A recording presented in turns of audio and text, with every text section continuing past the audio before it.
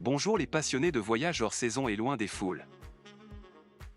Ce 1er janvier 2022 est marqué par la massive brume qui monte de la Méditerranée. On en échappe en randonnant à partir de Rougier. Mais la brume nous rattrape. Nous rentrons par le col de l'Espigoulier où le soleil se couche sur la mer de brouillard. Nous n'avons pas fêté excessivement la Nouvel An, on est donc debout ce 1er janvier 2022 assez tôt pour entreprendre une randonnée. Or, on est toujours dans la brume. On se met donc en route jusqu'à sortir de cette grisaille oppressante. À Rougier, on est définitivement au-dessus de cette soupe venant de la mer. Nous verrons que la brume monte et nous suit pas à pas. Nous visons l'oppidum de Piégut et le castrum Saint-Jean.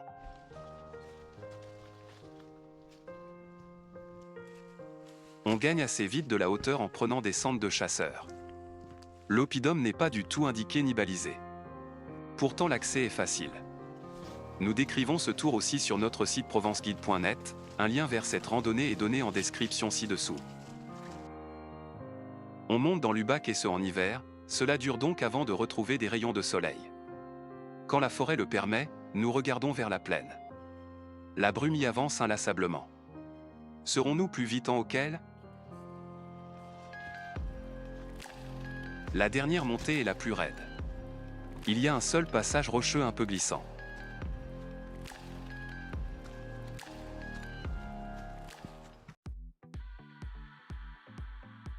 Nous voilà sur le sommet du Piégut. Les ruines de l'oppidum sont plus loin. On cherche un rocher pour être au-dessus de la garrigue. On voit retour vers le village de Rougier, mais on aperçoit aussi l'étape suivante, le castrum Saint-Jean. La brume avance de la vallée du Caramy, elle va bientôt couvrir Rougier, notre point de départ. Plus loin au nord-est, l'aqueduc de Coron est en train de disparaître sous le brouillard. Au-dessus les Alpes de Digne enneigées. Nous redescendons de notre point de vue dans les buissons un peu plus épineux ici que dans la montée et nous nous faufilons en direction sud. Ce chemin est en légère descente et toujours sans aucun balisage.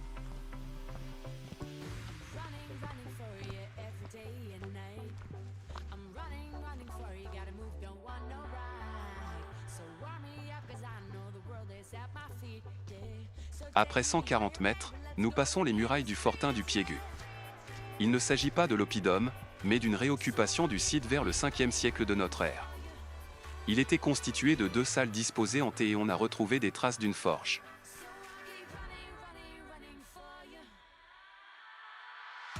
Encore 100 mètres plus loin, nous passons sur un grand tas de pierres formant une barrière transversale de 75 mètres.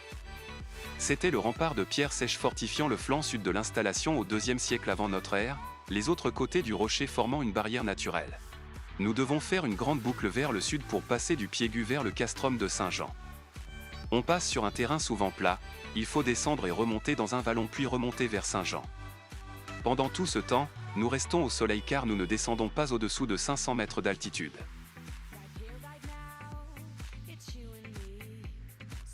Sur ce plateau calcaire, nous passons près d'une ruine dans les buissons à droite de la piste. Il s'agit d'une construction en pierre sèche qui semble avoir eu un toit de tuiles en terre cuite.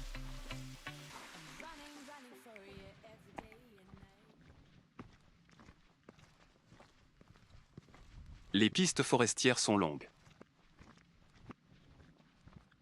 Pour finir, on monte un peu en direction du castrum de Saint-Jean. Nous nous trouvons directement devant les vestiges du château quand nous passons sous les cèdres du Liban. Ces arbres ne datent pas du Moyen-Âge comme les ruines, il s'agit d'une introduction assez récente mais ces arbres semblent aimer des crêtes douces en pays calcaire. On en trouve surtout dans le Luberon. La construction carrée que l'on voit en arrivant marque le donjon de l'ancien château. Autour se trouvait le logis seigneurial et vers le nord s'étageaient des maisons selon une certaine hiérarchie des habitations. Les artisans et les paysans occupaient le centre, mais il n'y avait pas d'étable, ni de bergerie, les troupeaux ayant été gardés sur le plateau et hors de l'enceinte défensive.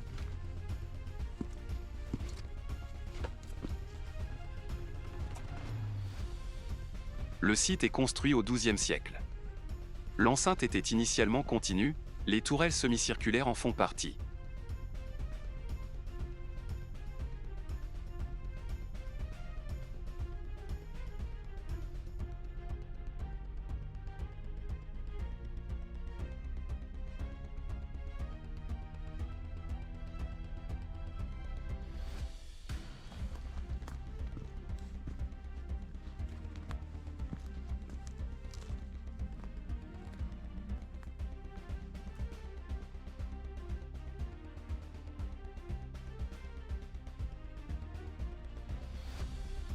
La brume atteint une hauteur inquiétante, il est sûr que la descente se passera dans cet air humide et froid.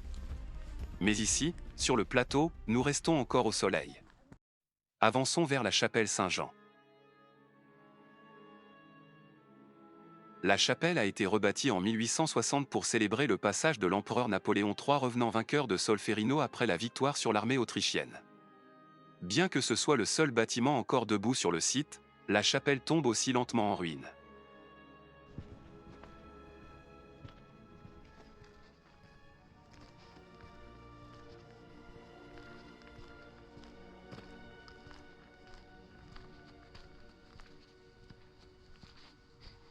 Au-dessous du bord du plateau rocheux se trouve le village en ruine. Il était occupé plus longtemps que le château. Nous cassons la croûte au soleil, mais on sent aussi la froideur de la brume toute proche. Nous voyons clairement que le retour à Rougier se passe dans cette brume froide.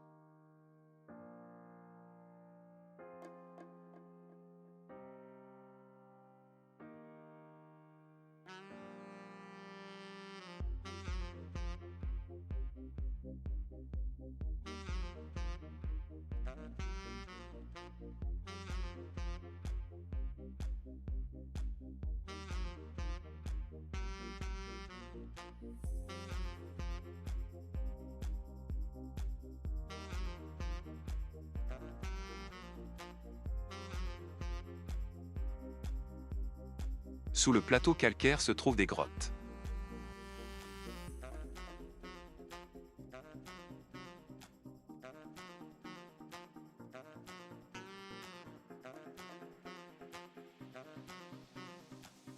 Dans la descente, nous nous tenons constamment à gauche.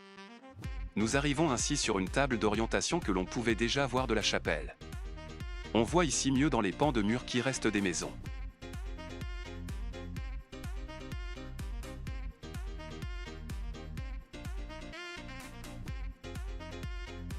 Le soleil forme un halo autour des ruines du castrum.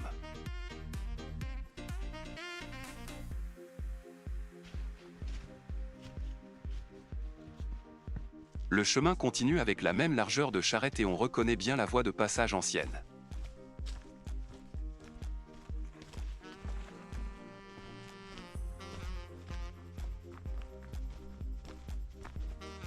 Nous mettons tous les vêtements que nous avons avec nous et nous descendons d'une traite jusqu'au village.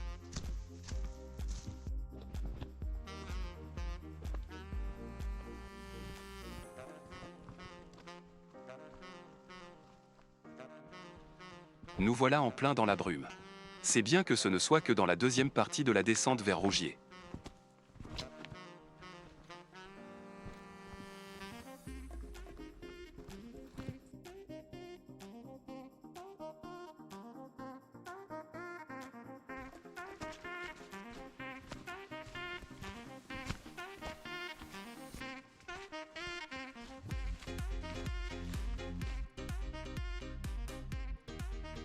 Le cours de Rougier est gris-blanc de cette brume remontant d'une mer beaucoup trop chaude en janvier.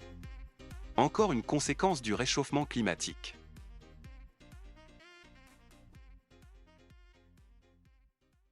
André veut sortir au plus vite de cette brume, on prend la route des glacières pour rejoindre le plan d'Ops. Cette route est la plupart du temps interdite à la circulation, mais cette fois-ci la barrière est ouverte.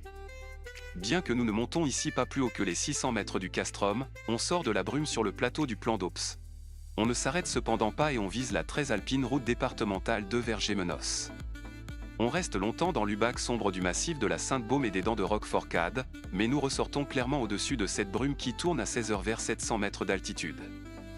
La route du col de l'Espigoulier est à 730 mètres d'altitude. C'est donc parfait. La Sainte-Victoire ne dépasse qu'à peine. Nous faisons cette observation lors d'un premier arrêt au nord du col et au nord des Dents de Roqueforcade.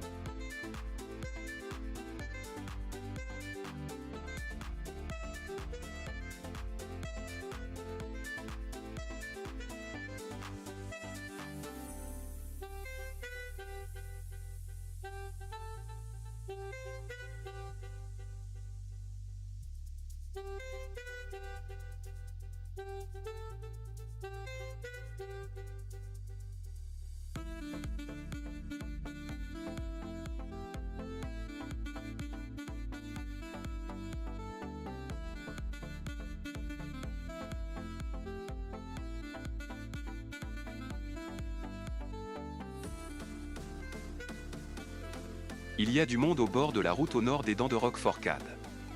Les voitures sont garées n'importe comment, les gens sont assis sur le muret délimitant la route départementale. Mais ce n'est rien comparé au point de vue à l'ouest du col de l'Espigoulier. Il ne reste plus qu'une voie ouverte, mais personne ne se fâche, tout le monde est là pour être au soleil et voir cette mer de brouillard de dessus. Elle semble infinie.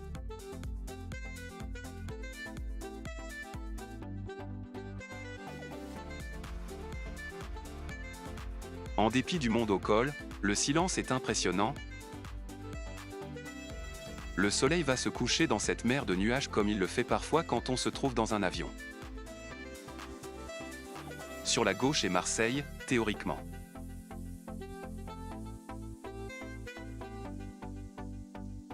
On reconnaît quelques montagnes comme la Tête Ronde qui dépasse au loin.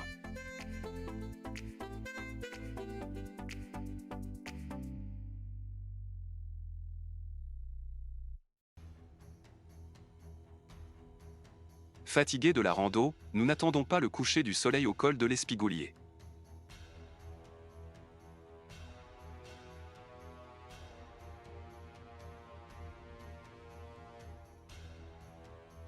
La route tarde à descendre. Cela nous permet de rester au soleil et d'admirer les rochers et crêtes des Dents de Roqueforcade.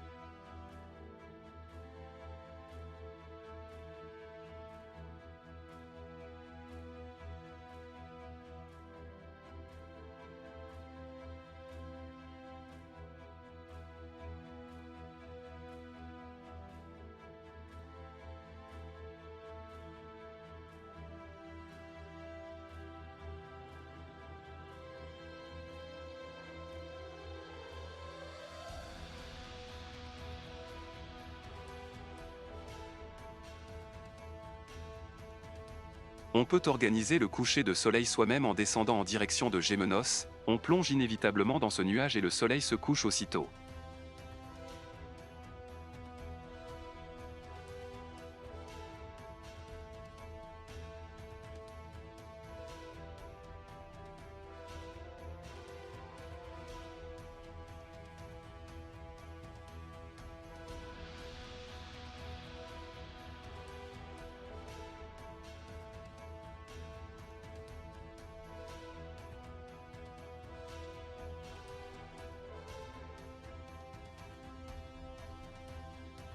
Le brouillard étouffe tous les bruits.